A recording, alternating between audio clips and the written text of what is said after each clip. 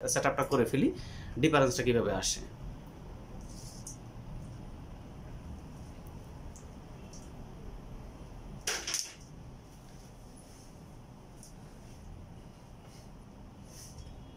Just setup করে হালকা একটু আমরা হাতটা একটু ভুলিয়ে দিলাম।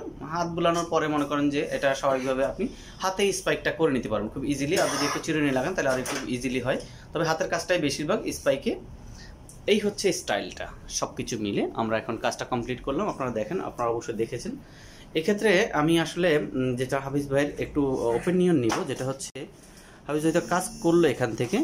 হাফিজ ভাই কেমন লাগছে বলেন তো? আসলে অসাধারণ। আমি গত 2 বছর যাবত লাইভ দেখছি, তো এখানে আসার জন্য অনেক আগ্রহী ছিলাম, তো অনেক দিন পরে আসলাম, তো ভালো লাগছে।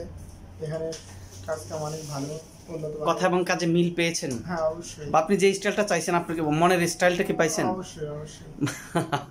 মানে কনফিউশন আছে যে আমার আসলে আমি অনেকবার লাইভ দেখছি, তো আমার একটা আগ্রহ ছিল যে আমিও যাবো একদিন।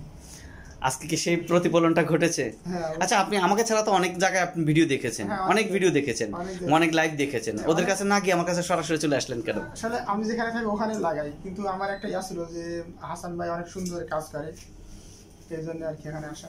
আচ্ছা যাক, আপনি খুশি তো ভাই? মানে আপনি খুশি হলে আমরা খুশি। অবশ্যই।